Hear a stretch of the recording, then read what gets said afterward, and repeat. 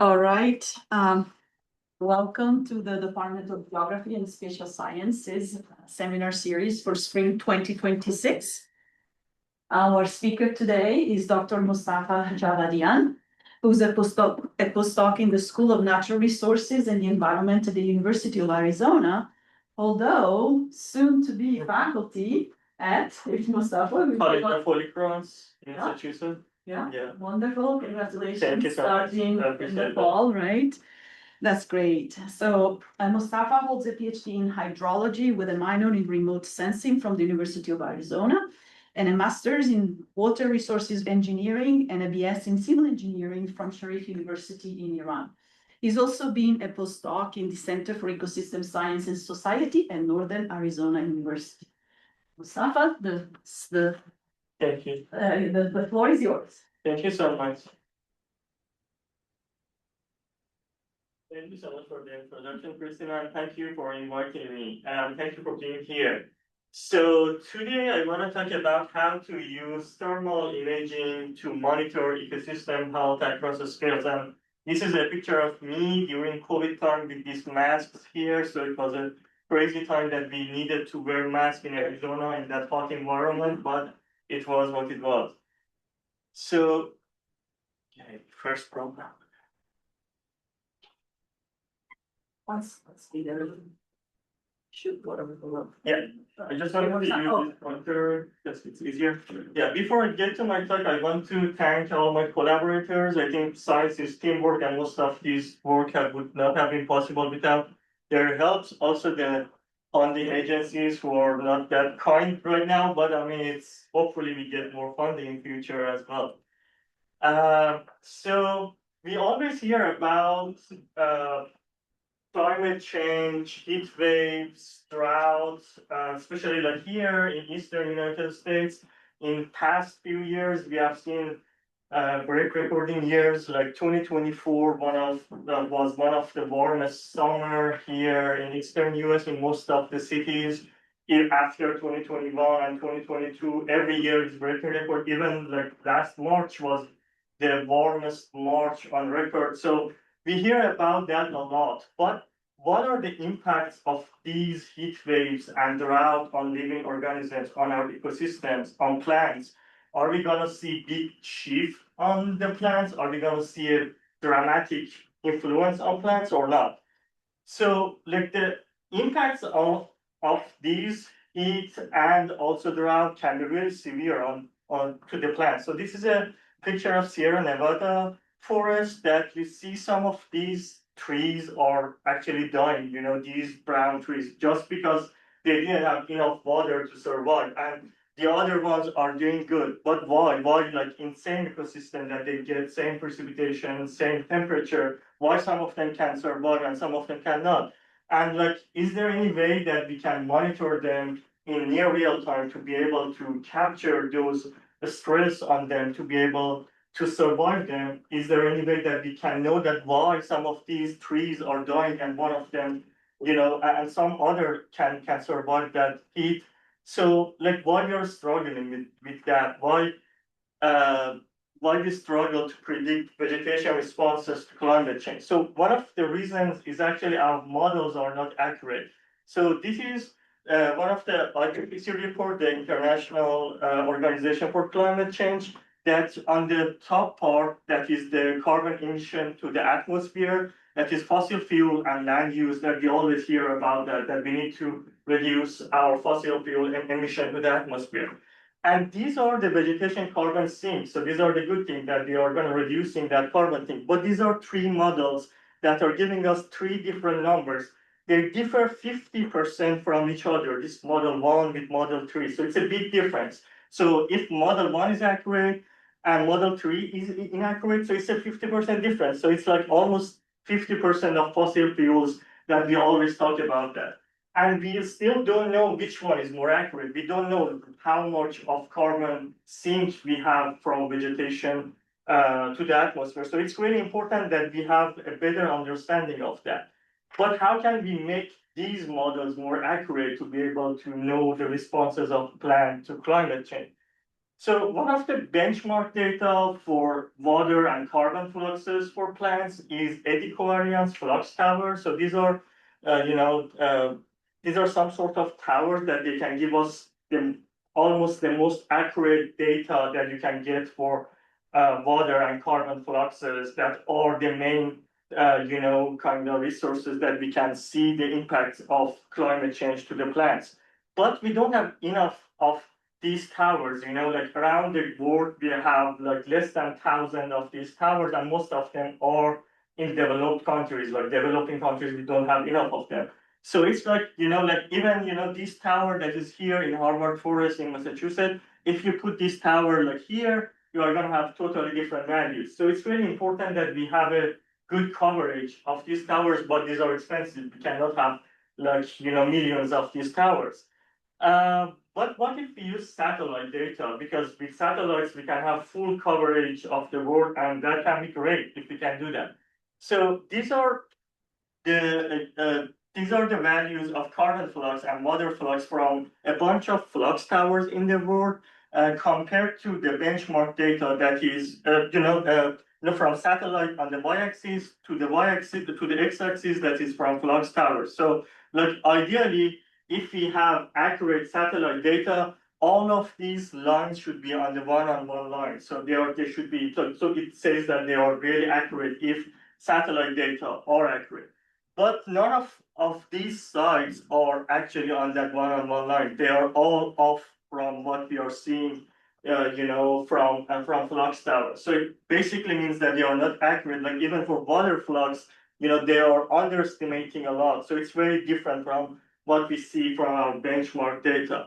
So it basically means that satellite data are not accurate enough.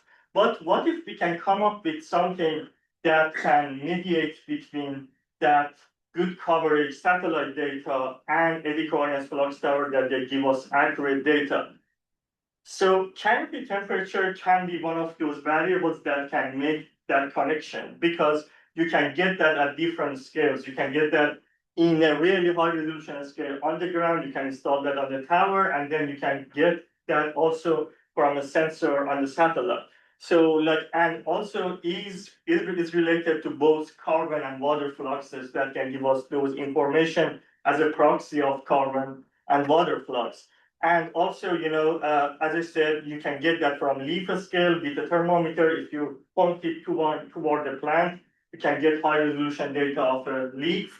And then you can get it in higher resolution if you put that on a satellite, on like international space station. You can get it in full coverage of the world. And finally, with that upscaling and downscaling method, you would be able to know more about impact of climate change on ecosystems. So, but how we do that with canopy temperature? So the whole idea is based on energy balance, like the way that we get that information from those sensors is based on energy balance. Like we have an incoming energy from sunlight that we can measure that, so it's easy to measure. We can also measure outgoing thermal radiation from the sensor. So if you point a thermal sensor toward the leaf, you can see how much thermal radiation is coming toward the sensor. And if you know these two, you can estimate how much transpiration, like basically how much water is going to the atmosphere from the plant, which is the most important part, because this is the part that we don't know enough about that, and it's hard to measure. So the idea is that we measure this thermal radiation from the sensor to be able to back calculate that transpiration, basically how much water is going to the atmosphere from the ecosystem. So, and like at the end of the day, a leaf that is transpiring enough water is cooler in the sensor, and a leaf that is under stress, it's under drought, and it's probably close to dying, might look more hot and like more stressed, in the sensor. So this is basically how we use those thermal imaging to. Yeah, sure. Can I ask a question? Yeah, sure. No, go ahead. So in this energy balance, is the assumption that no energy is used by the leaf to do internal processes? That's a good like question. sugar creation and all those things? Yeah, that's a really good question. It's this kind of simplified version of that. Yeah, there is definitely other components in that, like even storage in the leaf, they can absorb some of that. That's the whole point. Yeah, exactly. Yeah. I just wanted to simplify that, but those are the part that that can also affect that dynamic that need to be measured as well. Yeah, that's a really good point. Yeah, for sure. Um, yeah, so and we have different methods to use the thermal imaging, across different spatial and temporal coverages. Like in at the regional and global scale, we have satellites, we have geostationary satellites, polar orbiting satellites, and low inclination space, orbital spacecraft, which are really good for full coverage of the world. But these are very coarse, they give us 1 kilometer, like 500 meters, 70 meters at the best. So these are not enough to know about like individual plants, especially like over drylands, water limited region that vegetations are very sparse. 1 kilometer can be mixture of everything. But on a higher resolution part, we can use drones, which are really great that you can get, good resolution of data, but it's hard to like fly drones everywhere that you want. So it's like, kind of logistically, it's kind of difficult to do that. Also, we have handheld devices that you can have a sensor in hand, measure temperature, but again, for a long-term measurements, you can't go in the field all the time to do that. But the good way is probably the tower mounted part that you can install a sensor on one of those benchmark tower, a covariance flux tower, and then you can have continuous measurements of thermal imaging of your scene. So and then you can get measurements. But ideally we want to make connection between all these methods for upscaling and downscaling. So each of them they have their own privilege and downside. So my journey with thermal remote sensing started with a global level work that I did for agricultural lands to monitor water use for sustainable agriculture. So this was a trend-based study that I was focusing on trend of actual evapotranspiration, that is basically how much water that is going to the atmosphere from plants and the soil.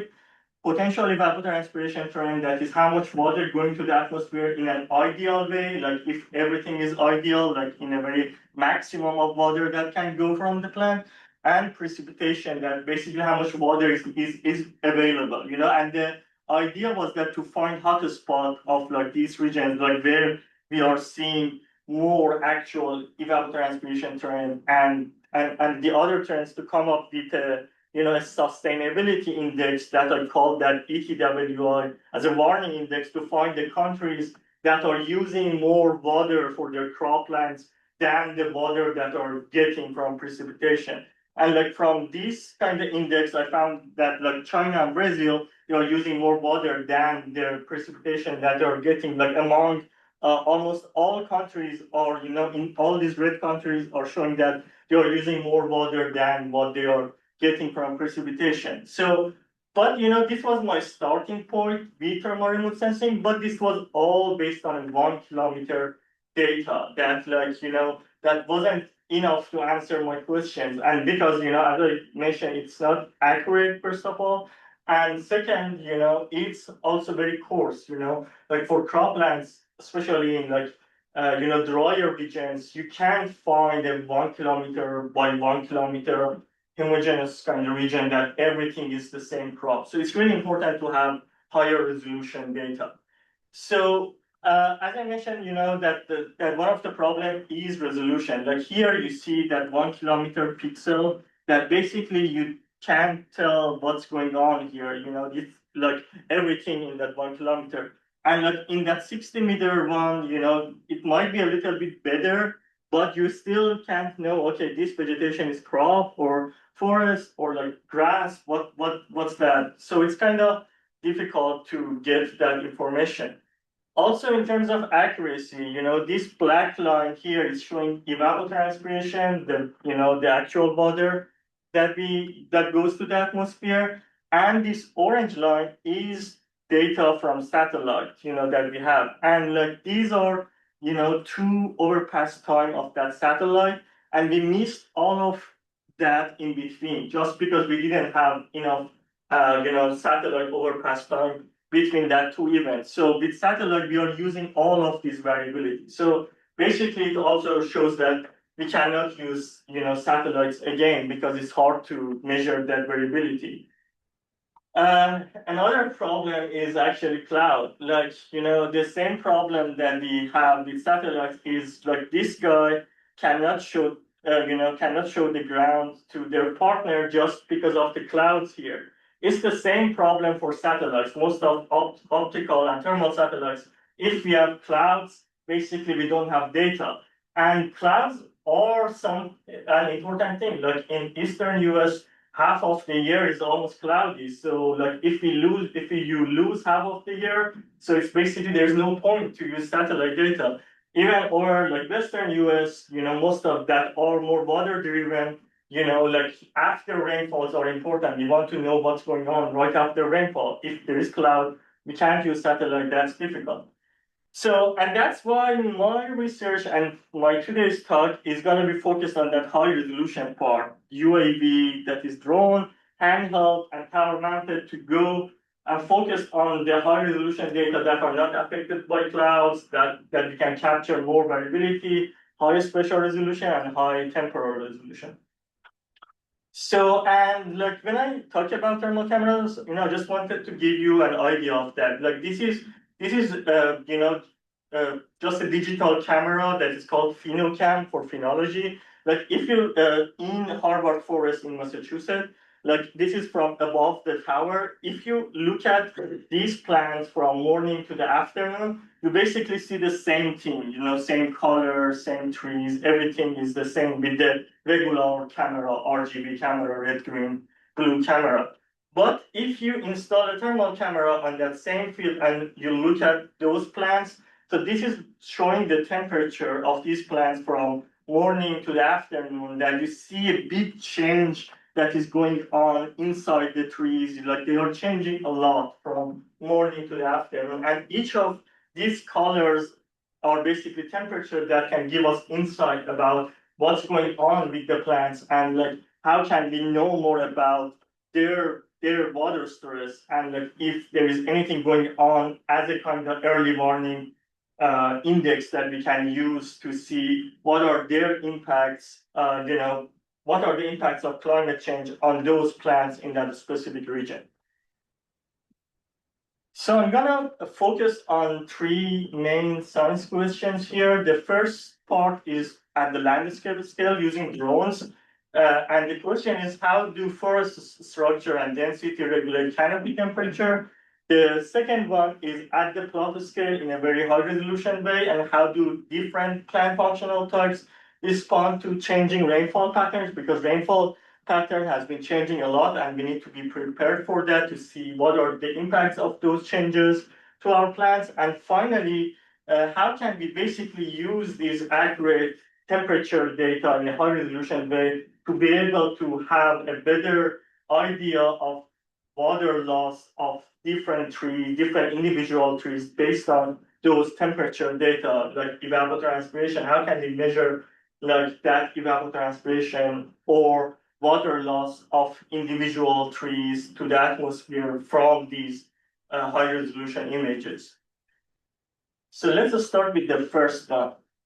So my first study was in southern Arizona in an ecovariance flux tower site in southern Arizona that you can see that here is like a 30-meter tower, and like the idea was that I was like I have a bunch of sensor on top of the tower to see to see the ground and like like these PRI sensor that is a sensor of the photosynthesis. And I was also flying drones over that site, like a kind of thermal drone that you can get canopy temperature, of those individual trees at that site. And to be able to connect that with satellite data that is like eco-stress that can give us better coverage for longer term record. And like the main question here was how do tree density and height impact canopy temperature in a conifer forest? Because in Western US, especially in Arizona and California, it's really important to do forest management for wildfires and stuff. So it was really important to know that like which species, which individual trees are in more danger for future, and how can we have a better forest management in terms of avoiding future wildfire losses. You may think Arizona is all dry and like there is nothing going on over there, but this is that same site in winter, all the snow over there. It was crazy. Like, we have like those high elevated kind of regions that they get a lot of snow. So it was kind of fun. This was also during COVID time and it gave me a lot of good energy to like finishing my PhD. So that was really helpful. So like to finishing off my PhD basically.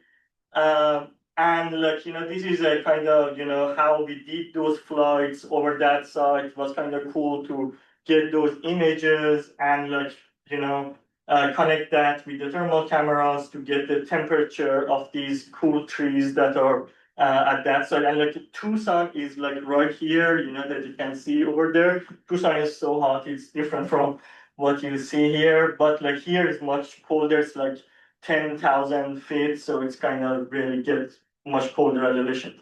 So from those drone imagery, we were able to get that RGB images, red, green, blue, just regular images, elevation, slope, and the thermal images that basically show the temperature of each individual trees. Like, those trees are cooler, all these blue areas are cooler than, the other part because trees transpiring, their leaves are going to get cooler and they show much colder. And then from that, from those drone imagery, you're able to get tree density, like which area of that region is more dense and which area is less dense, high density, low density, and medium density. Because density matters for forest management. You need to do kind of thinning or things like that to be able to have less density to be able to do a better forest management.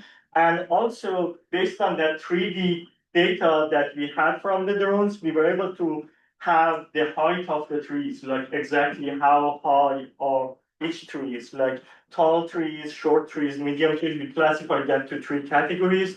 Like and like we were based on that thermal image, we were able to know which like trees are showing higher temperature and which trees are showing lower temperature in a same environment. And because they are having same water, same wind, same temperature, so we expect their temperature shouldn't change that much. So basically, they are having the same environment. And that is a good comparison to see like which are more in danger.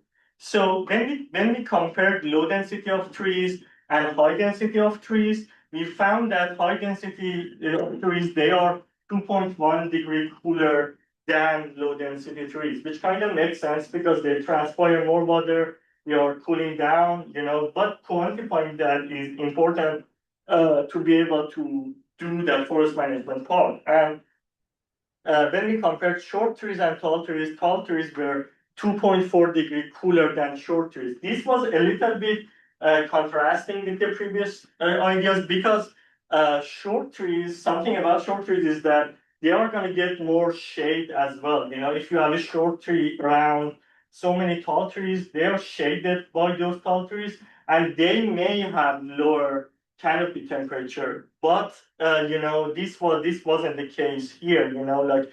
Because of high transpiration, high water volume going to the atmosphere from tall trees, they were still cooler than short trees. So which also give a hint to those guys at forest management to be able to focus on these information, and then we work together to basically adjust those ideas that they had. And at the end of the day, like if we know like which tree is in more danger, so it would be cool that we can survive that specific species, or a specific area of the forest. Like, as I mentioned earlier, like most of the plants, most of the trees, they have a threshold that is called critical leaf temperature. If they reach to that point, they cannot survive after that. So it's really important that we know that critical leaf temperature of the trees and also monitor that.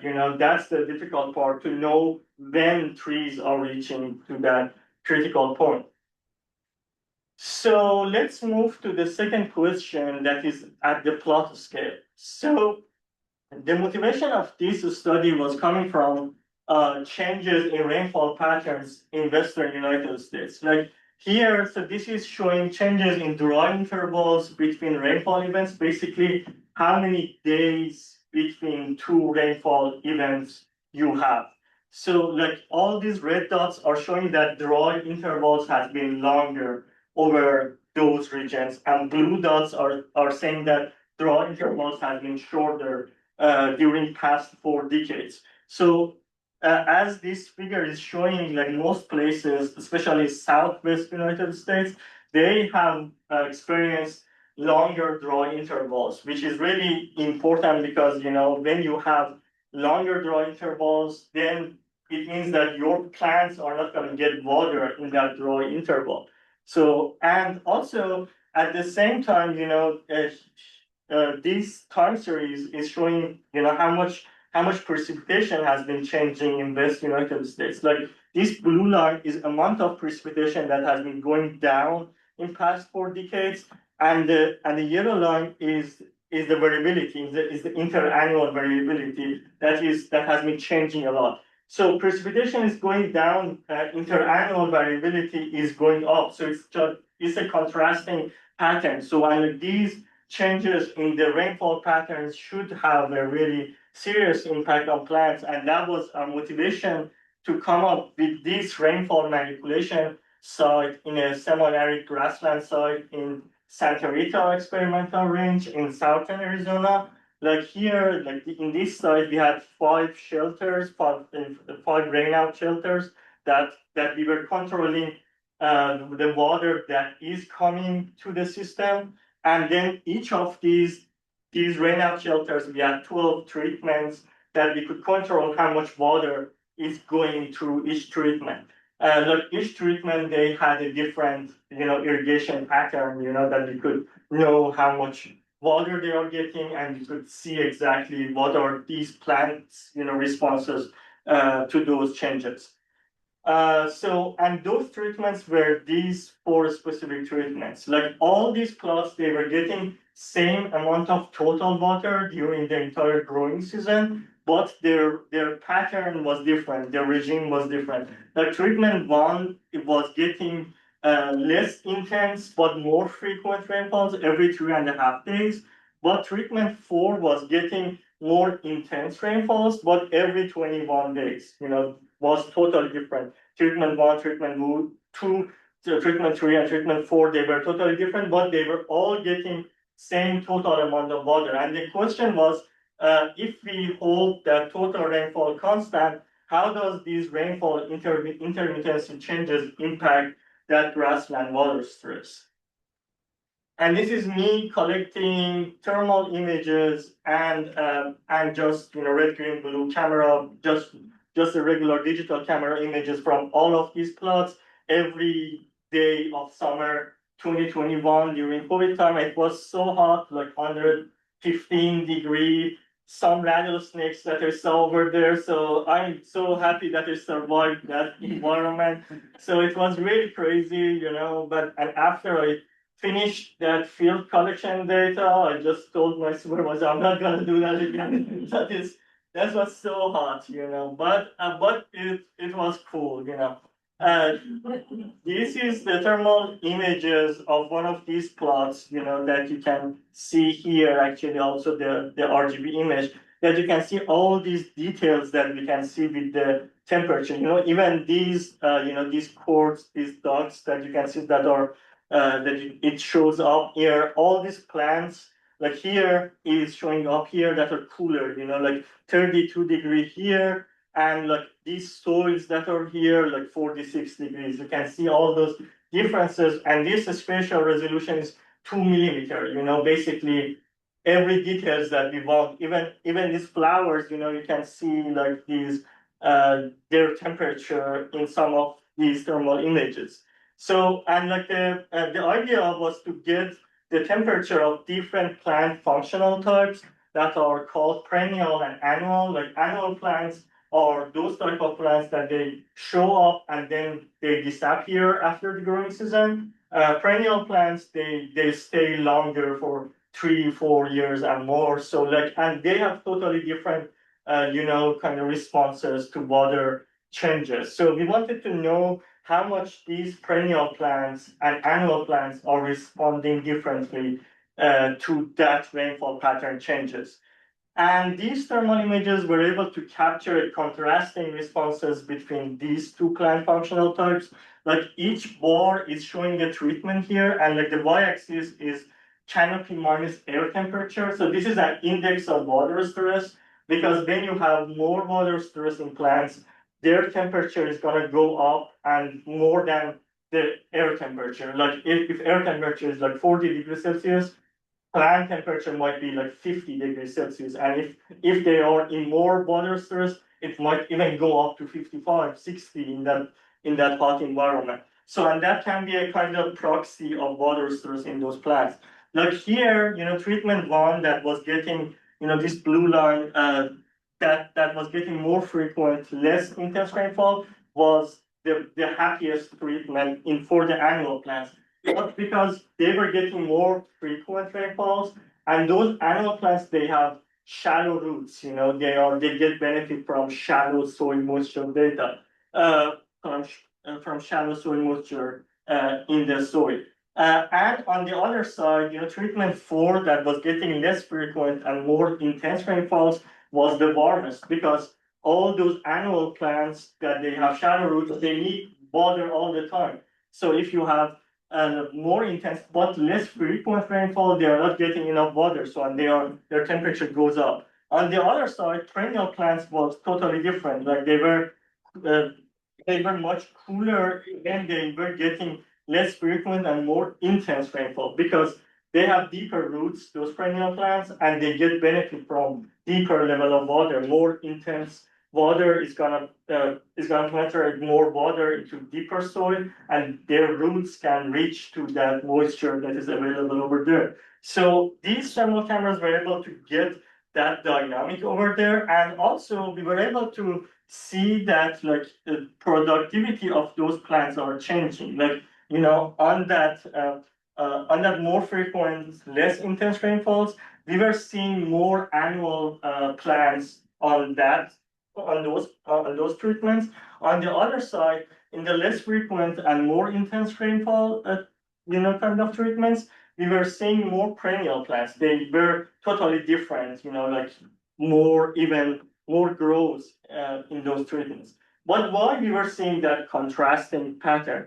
If you just focus on the two extreme, treatment that was more frequent, less intense, and less frequent, more intense, rainfalls, and we focus on a perennial plant and annual plant, the one that is getting more intense rainfall, they had more available water in the deeper level. So like we basically more water here, and these perennial plants that they have deeper roots, they were able to get more gain of roots and also water, because when they get more water, their roots is going to grow, and then they are going to be able to grow more than the annual plants, and ultimately more transpiration, more water to the atmosphere, and cooler temperature, even cooler treatments, and finally more perennial growth. Like it basically says that these plants are going to grow more in that region if that precipitation pattern is the case for that region. So on the other side, these annual plants may not be able to survive for future. And actually we have seen that in southern Arizona and in most of drylands of Southwest US, that we have seen more deeper rooted plants in our region so far, and it's going to be even more in the future.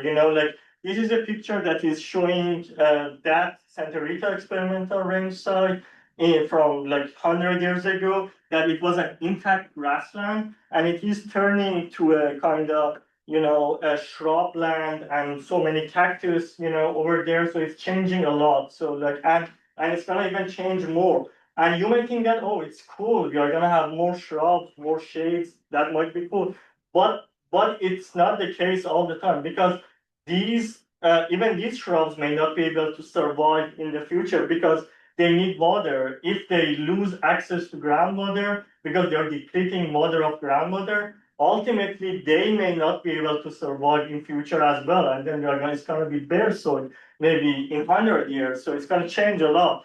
So it's really important that transition is happening over there, and it is even changing the entire ecosystem. So there are so many other studies that are trying to study that. So it's very ongoing for now.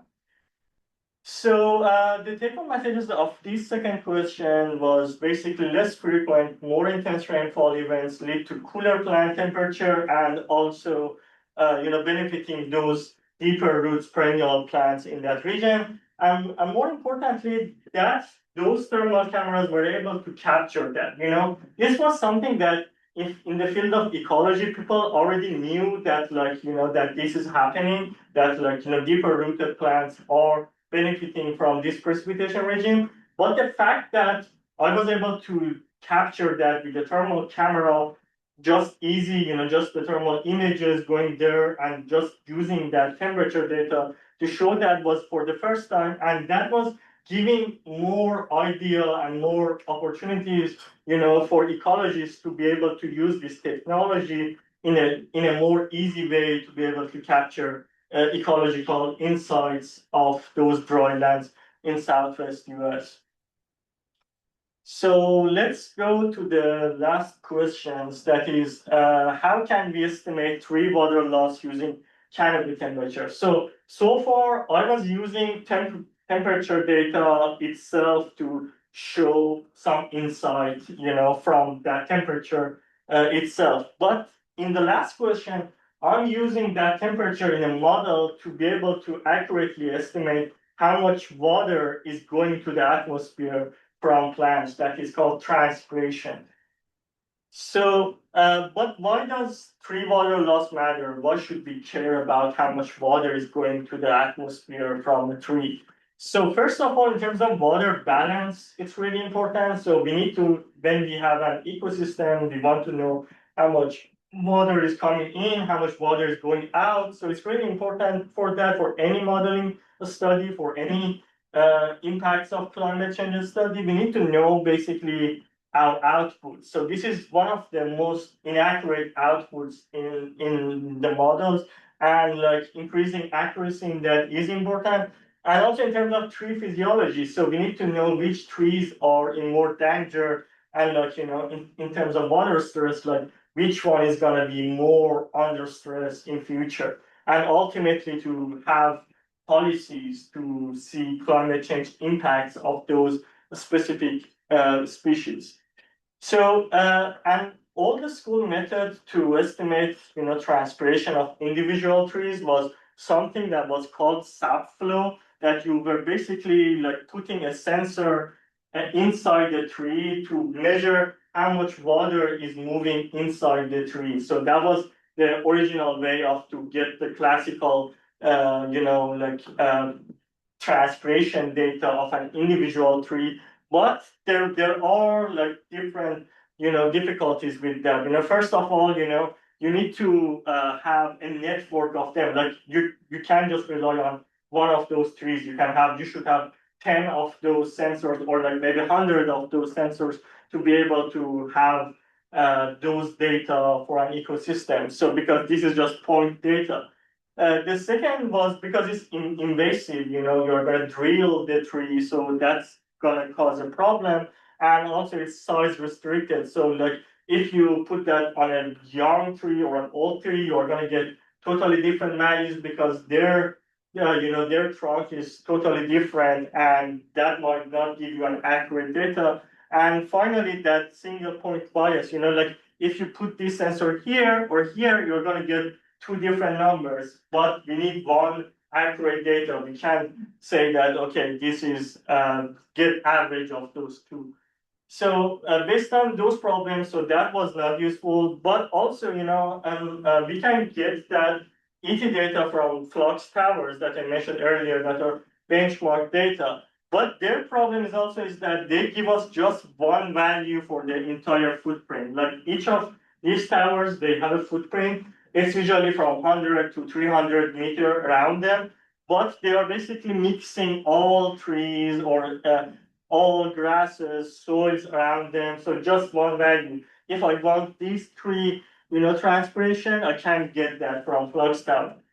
But what if we put a sensor on one of those towers, we point it to our trees, and get the thermal images of that region and target a specific tree? So we can get the temperature of an individual tree, and then we can specifically focus on each of these trees and be able to capture their dynamic and their evapotranspiration, basically. And that would be really cool because you can compare this tree with this one with that one, if you have different trees and different plants in your region. So this was basically what I did. So I was installing a bunch of these, thermal cameras on different ecosystems. Like this is one of the sites in southern Arizona. It's Kendall grassland site. So that we were installing the thermal cameras here up to the tower. Like you can see this thermal camera here. And then also we had a PhenoCam that is basically just a regular digital camera to get RGB images. And then the cool thing was that we had remote access to this data, and we were able to get continuous measurements of these thermal data every 5 minutes, just staying at home, no rattlesnakes, no heat, just getting the data coming in to our server. So that was perfect. That was ideal setup for a lazy scientist like me. So this was really cool. And then these are the three sites that I had in this study. Kendall grassland site in southern Arizona that you can, as you see here, this is all the details that you can see in the thermal image. And also Niwot Forest in Colorado. These are, spruce trees and lodgepole pine trees. And as you see in the thermal image, you can even see all these tree trunks here in that thermal image. And finally, Harvard Forest in Massachusetts with the thermal image here, that you can see the differences with evergreen trees and deciduous trees over there. So basically the idea was to use these thermal images to be able to capture individual tree transpiration in each tree sites. So this is our results of the model. So we were using a model that is called PTJPL. It's one of the ET models that has been used with satellite data, with satellite images as well. But we were adapting that to the site level with our high resolution thermal images. So the y-axis is showing our model evapotranspiration or transpiration, that is the water going to the atmosphere. The x-axis was the benchmark data of flux towers. So ideally, if they are closer to that one-on-one line, so it means that our model is doing a good job. So half-hourly scale, daily scale, and monthly scale. So we had a really good relationship in all scales in terms of R squared and RMSE. So they were all above 0.7, and at monthly level it was 0.96. But maybe it was better at daily and monthly scale because at half-hourly scale it was a little bit scattered. So it kind of shows that at daily and monthly scale, our model is doing a good job. We still need to do more at our half-hourly scale. But the question is, how do trees' water loss rates change during drought? If we have a drought and we compare two trees' transpiration that are close to each other, neighboring to each other, do we see changes in their transpiration during drought or not? This is the site in Massachusetts comparing red maple and red oak. So we had these two trees in the field of view of the thermal images, and we were able to get transpiration of those trees. And the top panel here is showing transpiration difference between these two. That one is basically is red maple minus red oak transpiration. If you have a positive value, it means that red maple is showing more transpiration. And actually at the same time, this is the SPI drought index. It's a drought index that is showing drought. More negative values means more severe drought, like 20, like here, like at this area, we had more drought here. And like at the same time, we had big changes over transpiration difference. Like, at the same time that SPI is going down, it's more severe, going toward the more severe drought, that then that transpiration difference is going down too. Like red oak is showing more transpiration than red maple, and their relationship was higher. So basically, it is saying that red oak is less vulnerable to drought than red maple, and red oak is more kind of resistant to drought in that region. So because they can maintain their amount of transpiration. So in that region, and this has been also observed with field level studies because they have more deeper roots that they can get more deeper level water compared to red maple. So that is something that they can survive more in that region probably in the future. So the same thing in the Colorado side, comparing lodgepole pine and Engelmann spruce of those trees in Colorado. Like here, these are the two drought events that you see. These are the two drought events, and specifically at these two drought events, the transpiration difference is going up. It's peaking at the same time. Like lodgepole pine is showing more transpiration than Engelmann spruce at that time. So basically, this saying lodgepole pine is more resistant to drought in that region in Colorado compared to Engelmann spruce. So this is also something that we have been observed, like in Flagstaff, in Arizona, we had so many Engelmann spruce, but now you don't see of those spruce trees anymore. So these are all pine trees over there because they cannot survive drought in Arizona, but still we have them in Colorado. So, and lastly, this is for the different dryland species, like this is velvet mesquite trees in Arizona side, and also grass species, which is a difficult thing to measure, but this was able to capture, those recent drought events in the region, like, from 2022 to 2025, drought has been intensifying in southern Arizona, like it's more severe drought in past 4 years. And at the same time, the drought is getting bad. So we are seeing that, transpiration of those mesquite trees on the left side is going up. So just again, because they have deeper roots, they have more access to groundwater and they can survive those dry events compared to grass species that they need water and precipitation. And if you don't have enough, they are not going to survive that. So, and also I compared my method with some other satellite level data of that region. Like this green line is my data, is our model from evapotranspiration. This green line is our data, and the others are satellite level data of that region. So these are basically comparison of their R squared and RMSC that our model is showing a much better, responses and much more accurate, values compared to flux tower data when we were comparing with all those models of satellite level data. So especially over drylands, it matters a lot because they are very water driven and we need more accurate values over there. So finally, these thermal cameras can be used for estimating of individual tree water use. So this was the first time that somebody was able to get tree level transpiration just from a thermal camera, and then we were able to show interspecific differences in water and responses to drought, which was matching with the previous knowledges that we had from these thermal cameras. And finally, this has been showed that, at different scales, we can capture these thermal images. And like one of the first steps that I did to, this is a kind of evolving field, that like this is like very like maybe a few scientists in the world that are working on that, and one of the first steps was that I was working with with my colleagues at Northern Arizona University and University of Arizona to have an international workshop to bring in people to show them how to use these thermal cameras and how to be able to install that in their sites and getting those ecological insights at their own region. So which was kind of fun to have a community of these near surface thermal remote sensing people. So with that, I want to stop and thank you so much. I will be happy to take any question.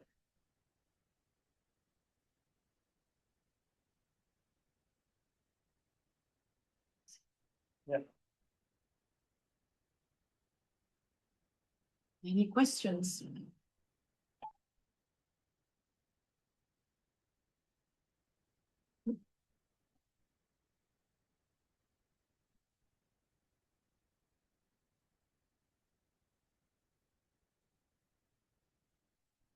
Oh, sure. Yeah. Go try. Sorry. Yeah, thank you. Very nice talk. This is not my field, but I found it's very interesting. Thank you. So I have a few quick questions actually, but I guess I just asked one.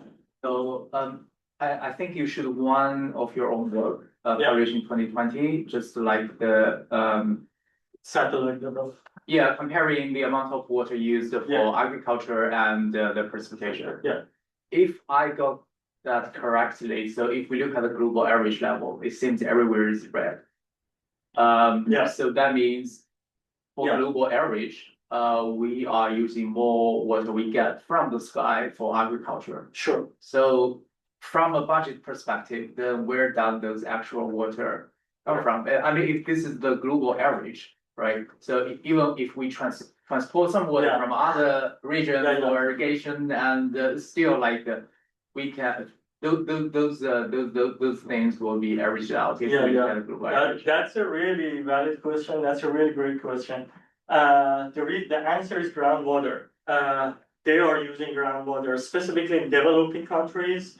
They are depleting groundwaters, like in places like Iran, India, like South East Asia, like and even South America. They're using a lot of groundwater data.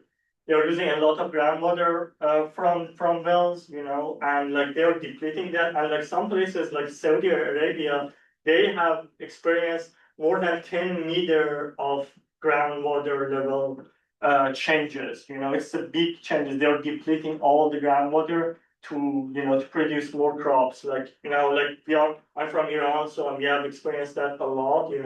They are depleting all the groundwater resources, and that's the main problem. Even in the US, there are more groundwater usage than like 200 years ago, because we have the technology at this point that we can get more water from the ground that we didn't have that 500 years ago. So that's the difference. But there are more policies here that prevent farmers from doing that than in developing countries. Okay. Yeah. Just trying to connect, like, by the way, great talk. I've learned a lot. Trying to connect this back to kind of the beginning of your talk about how there are these huge differences, like 50% differences, depending on the models you use to understand like land use and change. So how do you envision, so a lot of your work is really good at getting like the tree level water loss. Is the idea that we can now use this to downscale in climate models? Like how do you envision going into it? That's a good point. Yeah. So one of the as I mentioned at the beginning of the talk, one of the problems that we have with models is that most of them are not enough accurate for us. In terms of when we look at specific lands, when we use model data, usually, specifically, like water flux, or even carbon flux, they are not giving us enough accurate data at the site level studies. These are, like my goal is, like maybe the career goal is to using this mechanistic relationship that I can get at the high resolution, like at that centimeter scale, to be able to upscale that to larger scales, because, as I mentioned, these sensors that I am using are the sensors that satellites are also using at the space level. If I can make that connection from that site level study to that satellite level, because it's the same sensor, then we can somehow calibrate those larger scale data to make them as an input of those models to make those models more accurate. Because some of those models, they are using satellite data as an input, to their models. And if you have more accurate satellite input because they have full coverage, they can make those models a bit more accurate than what they are at the moment. But that's a really important thing because ultimately that's the goal, I think there's an extra step to then transferring that. It makes sense for satellites, but going to climate models, is there any like biases that are even like hurting the chance to calibrate that makes any sense too? Yeah, the challenge is basically the scale, we can't directly just connect these things with climate level outputs because, in my mind, like most of those climate models are maybe above 10 kilometer, very large scale, levels. And I'm working at like centimeter scale, like connecting these two directly is kind of maybe impossible. We need something in between to connect these two together. That satellites can be that thing because they have full coverage, but they don't have that high resolution, so they can be that mediator. But I also have heard some models that they can be used at the more high resolution level. So, but this is something that I haven't done that, but that would be cool to explore. Thank you. Cool, thank you. Yeah. Well, thank you so much for your presentation. I have a question, somehow a follow-up on this one.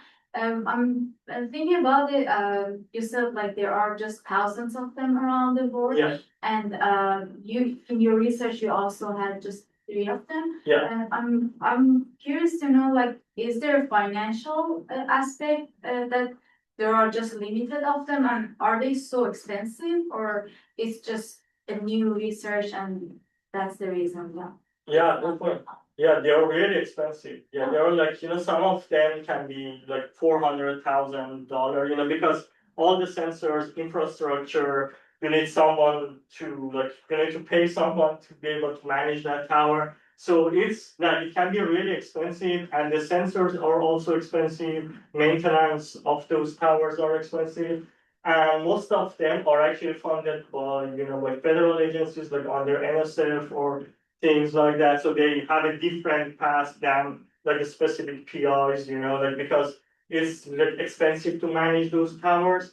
But still, like they are the most accurate data, and like unfortunately, some of them are getting like defunded. So it's very kind of sad. So it means that maybe in future we are gonna have less benchmark data even to know which model is more accurate. So which is really sad. And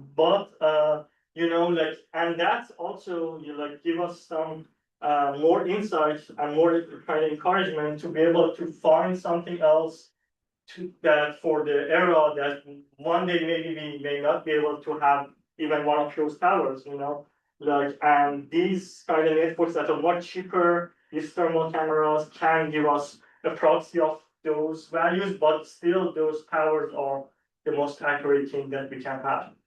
So thank you. Yeah. So thank you so much for your talk. I also want to know quite a lot. One of your slides, you showed actually the transition of the tree species. Yeah. Or transition of land cover changes. So I will call it different regimes. Yeah. Right. Based on your understanding, what are the factors that actually drive these kind of regime changes over time? Which one you want to know? So, for example, you have 3 panels of figures: 1920, and then 1950, and then. Oh, okay, yes, okay, So okay. I consider them as different regimes. Yeah.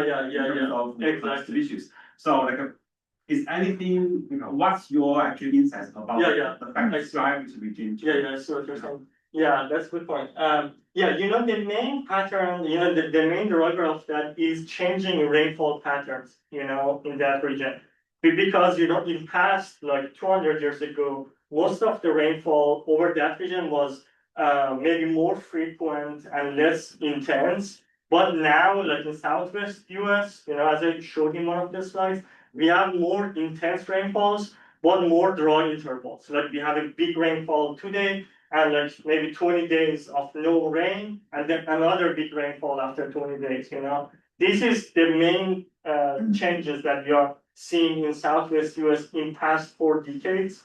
Because and even longer than that, more than 100 years ago, if we go back with the weather data over there, and that is changing the benefits of plants because when you have deeper roots, you are going to get more benefit from those more intense rainfalls that are getting benefits at this point.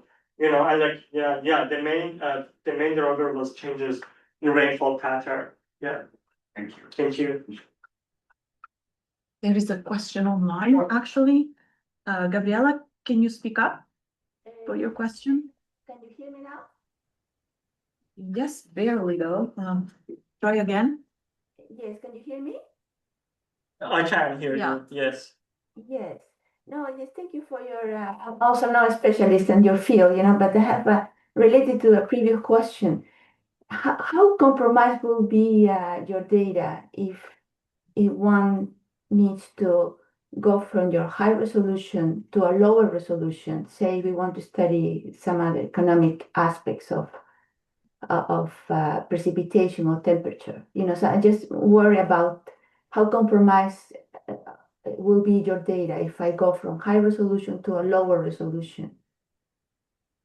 So your goal is to basically upscale that, right? Right. So We have yeah, so yeah, if I understood that correctly, so I feel like that is the part that has less concern because if you have higher resolution and you want to go toward a lower resolution, so that is the part that is easier because you can just if you have like 1 centimeter data going up to like 100 meter, that's easier because you are gonna average maybe, I don't know, 1,000 pixels together to get that, that one, that 100 meter data. But the other way is the problematic part. If you have a 1 kilometer pixel and then you want to go down to like 10 meter from that, that's the downscaling part that is difficult and usually less accurate, because you need something better than that 1 kilometer to be able to downscale to that 10 meter. Did I answer your question or? Yeah, sure, of course, yes, yes. Yeah, thank you. Can I ask, maybe it's a little bit outside your field, but I was wondering whether how your analysis will be, I guess you need to use your equipment. We apply to the Andes Amazon transition, because in that area in South America, the Andes play a big role in the water cycle, and vice versa. The Amazon also play a big role on the precipitation in the Andes, So I wonder whether you have looked at that scenario and the mountains. Yes. Did you? Yeah, unfortunately, I haven't looked at that, but actually, that's a really cool thing, honestly. There are a bunch of, like digital cameras over there, but not thermal cameras. But that would be cool to explore, something that is really needed, and like if there's any tower, like in those kind of area, that would be really exciting to explore. Mm. Yeah. Yeah. So you don't look at these issues in the US, the mountains in Colorado, how will that affect the water cycle? You don't do that I much. haven't looked at that myself, but like because my main focus was on like individual plant itself to see their responses to drought and heat waves. But that is definitely something that can be explored for sure. Yeah. Yeah. Thank you. Thank you so much. Thank you so much. I appreciate that. Very interesting. Yes. Other questions online? All right. Oh, one more question. Yeah, I wanted to see your personal recommendation for students that are near graduation, they want to continue their path through academia, industry as postdoc or tenure. What have you experienced and what's your suggestion to them? Yeah, that's a good question, but also a hard question.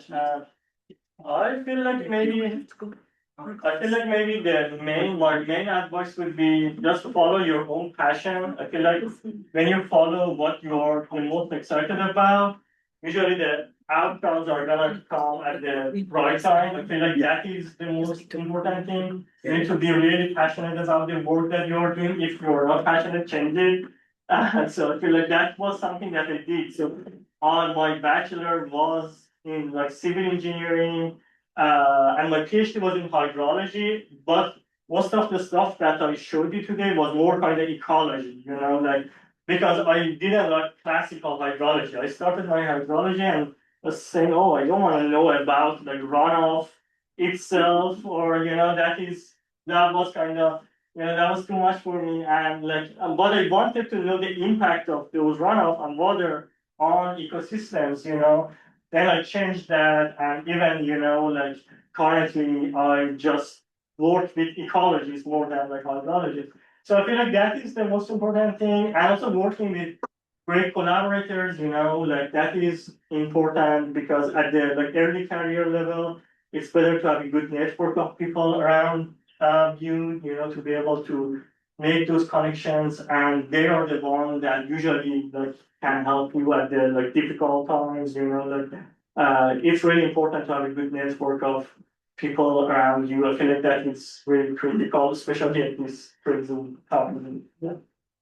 Thank you so much. Yeah, let's have the last question from Nancy. Yeah. I wonder who came to the great thermal vapor. Yeah. And are you making a network and do you tend to continue? Yeah. That's good. Yeah, we had like people from 10 countries to that great thermal bake-off. And one of the goal was to have a network of these cameras. And now what those people are buying their own cameras. We are working together to install those thermal cameras in their own field to ultimately have a network of these thermal cameras in the world. Like at the moment, we have maybe less than 15 of active thermal cameras in the world, like on the towers, but we are expanding that. And ultimately, we want to have a website, a network that everybody that they can add their own camera with their inputs, that is probably one of my career goals to do that, to bring everybody together, to that everybody can have access to that publicly available data to use that data for their own research. Cool. Thank you so much. Let's thank our speaker again. Thank